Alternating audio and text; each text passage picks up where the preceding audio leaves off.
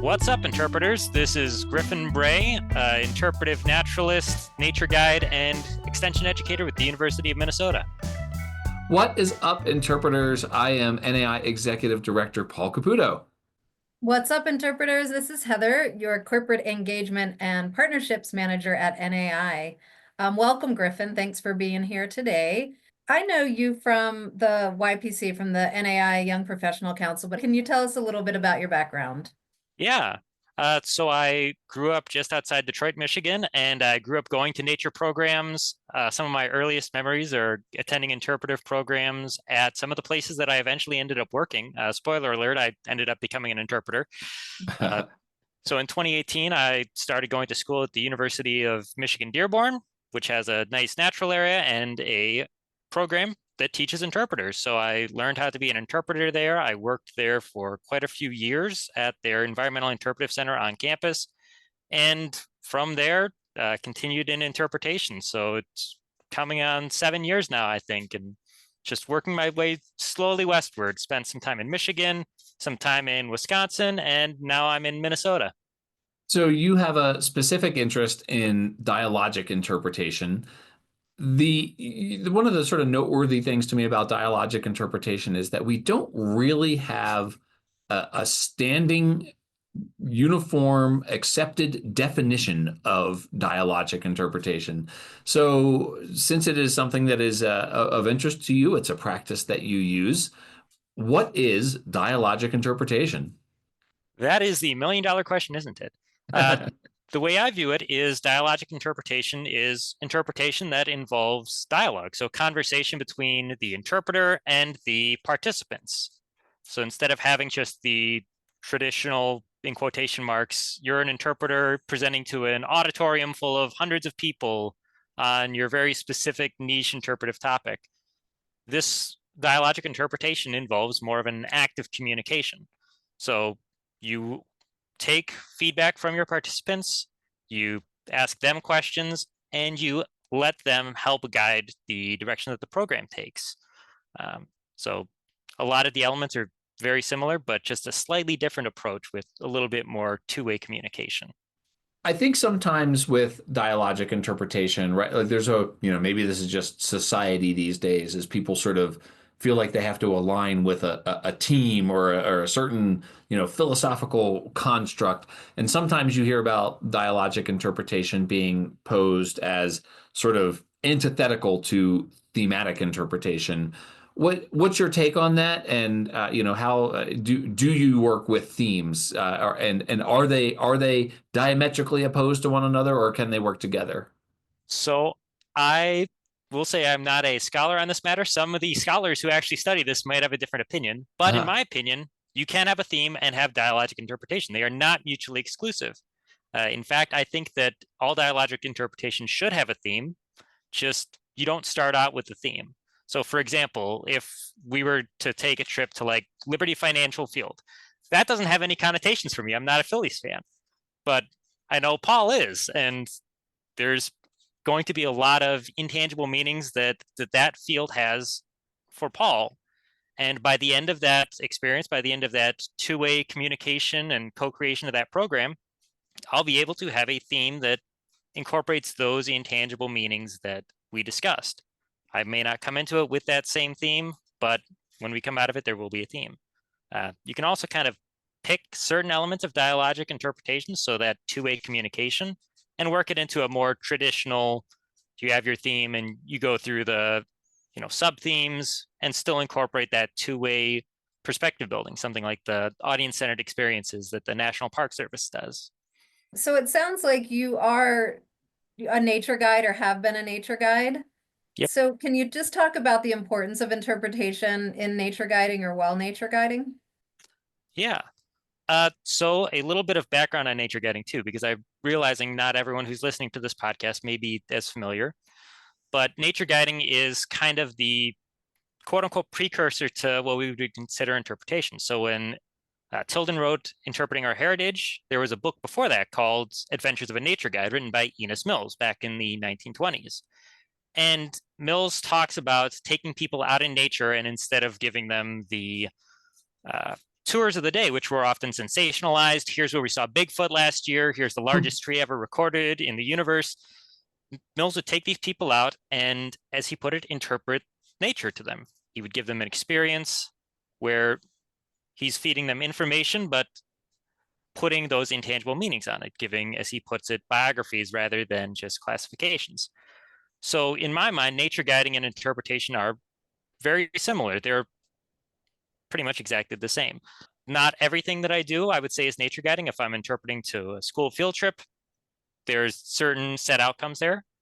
But in the nature guiding tradition of taking someone out, giving them a holistic experience that provokes them to think, and letting them guide the direction that the program is taking, kind of that dialogic approach, yeah, you rely heavily on those traditional interpretive techniques, storytelling, revealing meaning through metaphors, and including activities and all of those fun things. So very close relationship between nature guiding and interpretation.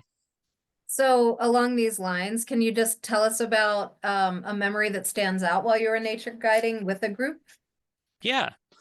So right during COVID, right after the shutdowns and stuff ended in Michigan, I was working for a county park system, and we had these free Friday trail hikes. So you can sign up or you can just show up, and these were for small families, so you could still go out and have your experience in nature, but not go to a full program where there's 25, 30 people, where we still didn't know how COVID really worked too well. We were trying to be very careful. But when I would take these out, I would approach them very much as a dialogic experience. I had no theme in mind. We were going to talk about whatever these people were interested in. So there was one time I was out with the group, a couple of women from the park system had come out on their lunch break and were walking around the park with me.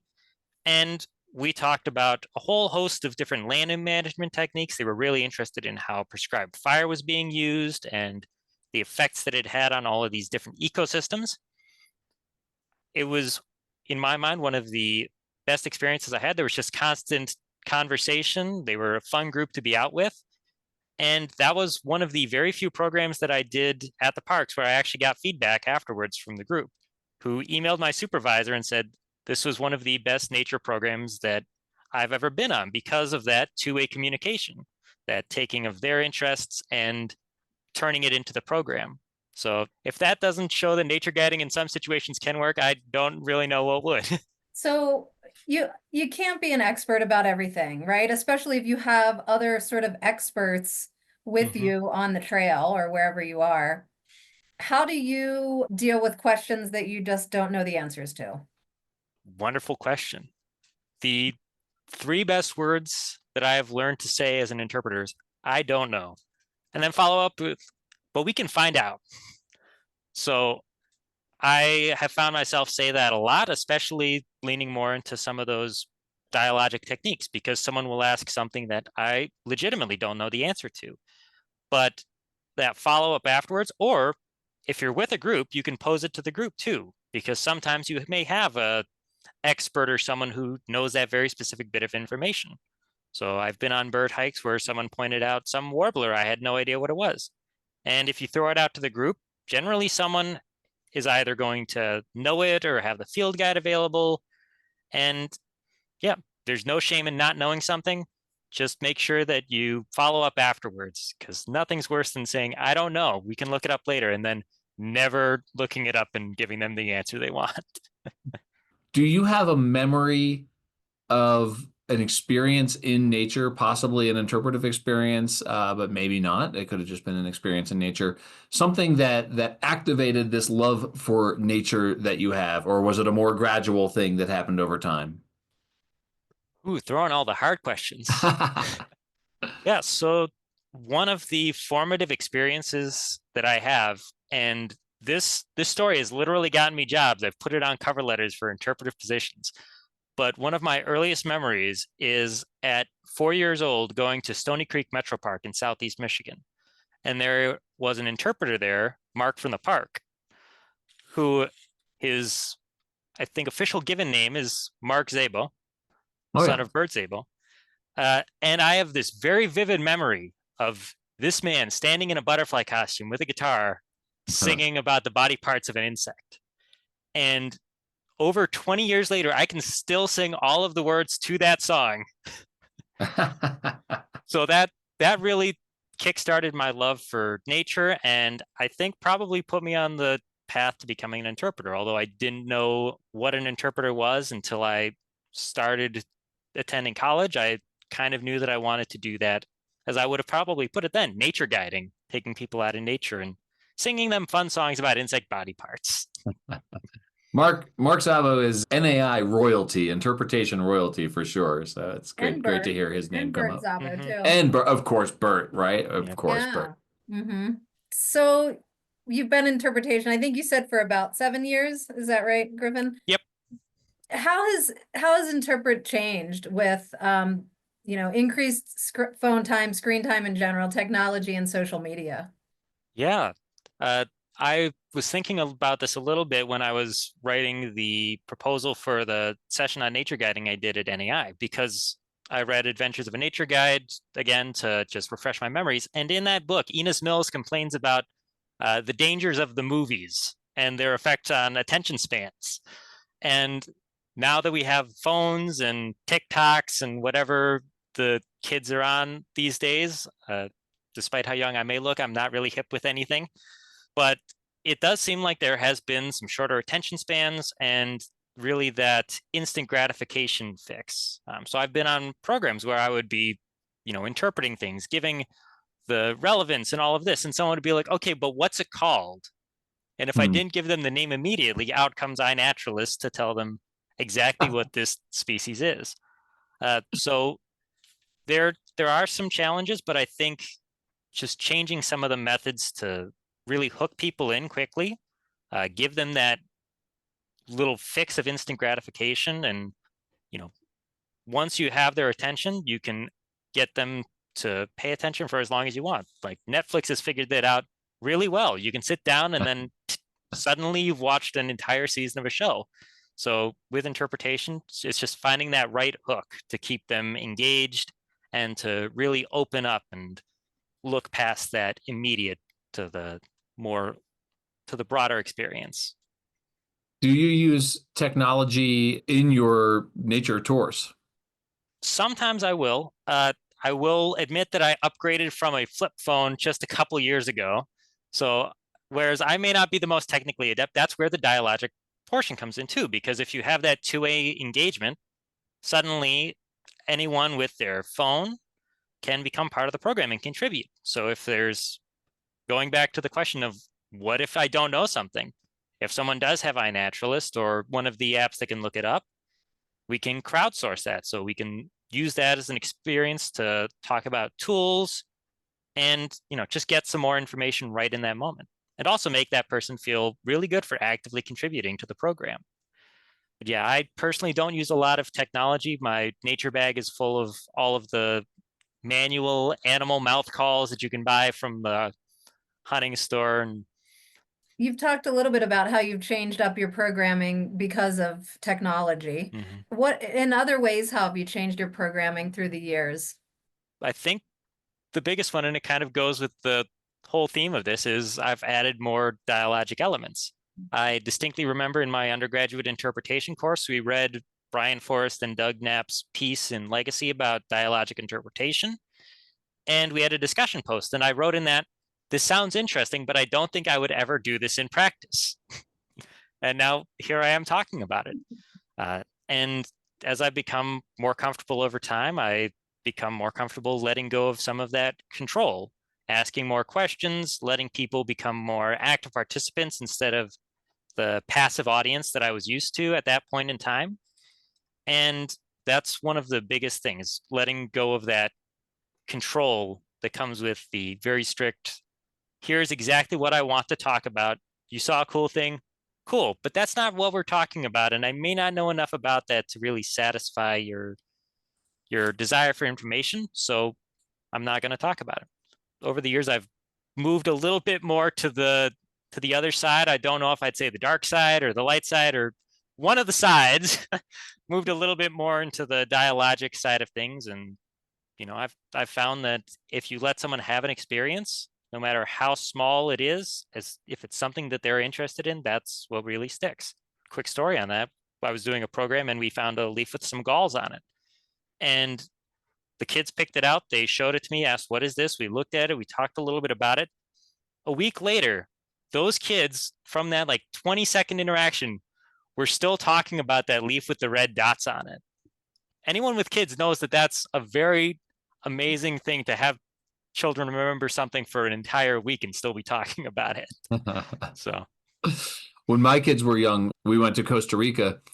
I was sort of thinking about this when I asked you the technology question, because they were 7 and 10 when we went. And so we gave them digital cameras. And I'll never forget that we were on this nature tour, and we found a burrow where a tarantula lived. And the guide took a stick and scratched at the edge of the burrow with the idea that the tarantula would then come out, thinking that there was, maybe a bug to eat or whatever. That was the explanation we got. He's going to scratch there. The tarantula is going to think there's a bug to come eat, and the tarantula would come out. And so I'll never forget all of the grown-ups in the crowd taking a step back, thinking, uh-oh, a tarantula is coming. And then my 2 children leaning in with their cameras, trying to get that great picture. That they are 21 and 18 now, and they still talk about that. They still talk about the tarantula and like how they were brave leaning in to get their pictures. And they submitted that picture to like a photo contest that National Geographic Kids was having. They didn't win or anything, but this was 11 years ago, and they're still talking about that experience in nature. And so it is absolutely, what you're saying is ringing true for my own experience with my own kids. With that in mind, I have a question. It's a different experience to go into nature with a guide and to have that interpretive experience versus just going into nature and experiencing it on your own, not as part of an interpretive program. I think there's value in both of those experiences. What do you think, is the difference in how we experience nature with an interpretive program and, just as being in it to absorb it? I'm going to need to think on that one for a second. That one's All a right. big question there. Yeah, there definitely is a difference. And I think part of it goes to what we expect to get out of it. So I know a lot of people, when they attend a nature program, they expect to learn something. They expect to see some cool things or, pet the beaver pelt or interact with whatever the interpreter has there. And then when they go out into nature on their own, a lot of times it's more for, personal enrichment. I know a lot of folks talk about the spiritual aspects of nature and, becoming closer with the earth. And my personal experiences are when I go out on a program, I'm there to learn and enjoy and hopefully not, grade the program in my head too badly. I've realized that once you start doing interpretive programs, you're ruined and you can never go to another person's program again. But when I attend those programs, I'm there for that specific reason. Whereas if I'm out in nature, it's generally to experience it. Part of my background is as a field naturalist, so I really enjoy just going outside to find things that I don't know that spark that curiosity and that interest. And I'm going to circle back to dialogic interpretation in this too, because I think that through something like that, to a approach to interpretation, you can meld these a little bit because it becomes less about the interpreter and more about the experience. I'm not saying that that's a one-for-one thing, but if someone's looking to have that experience out in nature, sometimes the best thing that we as guides can do is just stand back, be quiet, and let them have that transformative or sublime interaction that they're hoping to have out there. Definitely a very different experience with a guide versus without, because again, the guide makes it a little bit more of a formal thing, a little bit less freedom in my opinion, but why not both? Why not both? This question just seems kind of big also. It's sort of open-ended, but I will pose it. Who do you think benefits most from a guided nature tour? I'm going to be a nerd here and quote directly from Enos Mills. but anyone who has an outing in contact with nature will have the great outdoors, its higher values if accompanied by a nature guide. And I think that does hold true. So anyone of any age, any background, anyone can benefit from going out with someone who can interpret nature to them, who can help them to process some of the things that are happening out there, help keep them safe also. Anyone can benefit from that. It's not appropriate in every situation. For instance, if you have a school field trip, there are very specific things that those children need to come away from the field trip knowing to justify the cost of the bus. Free-form nature guiding experience probably won't hit all of those school standards that they need to, but anyone can benefit from it. So Griffin, you're 7 years into your career. You studied a related field in college. Do you have advice for a young professional? You're a member, as Heather mentioned, you're a member of the Young Professionals Council, NAI's Young Professional Council, which does great work. And I would encourage any young professional who is a member of NAI to get involved. Do you have advice for someone just getting started out in the field? Yeah. So for the past couple of years, I was a co-instructor, a teaching assistant at UWSP, University of Wisconsin-Stevens Point. So I got to actually advise some young people who are just starting to get into the field. But my biggest advice is to just get outside, practice, and meet people. So if you want to meet a lot of interpreters, maybe attend your regional conference for NAI, attend the NAI national conferences. They're a lot of fun, and you'll get to meet a whole ton of fun people like Paul and Heather, and meet a lot of great interpreters who can give you some advice, give you some places to look for more information or ways to beef up your interpretive skills. Attend other people's programs. Just learn as much as you can about our profession, because it is a profession. You can get paid to do it, despite what your parents may think initially. It's a fun job, so have fun doing it. Because if you don't have fun, I mean, you can have a desk job and not have fun too. Griffin, this is so much fun. I really have enjoyed this conversation. Appreciate you sharing your expertise. Where can people find you online or your site online, the work that you're doing? Is there somewhere you'd like to direct folks to learn more about the interpretation that you're doing? So currently I work with the Minnesota Master Naturalist Program. So if you are in Minnesota and an adult and you want to be involved, you can find our website, minnesotamasternaturalist.org. Other than that, if you Google my name, I believe there's a personal website that comes up. I'm on LinkedIn and all of that. So you're always more than welcome to reach out and ask me about interpretation or nature guiding or share some cool nature facts. I always love hearing those. And interpreters. That's what's up. What's up.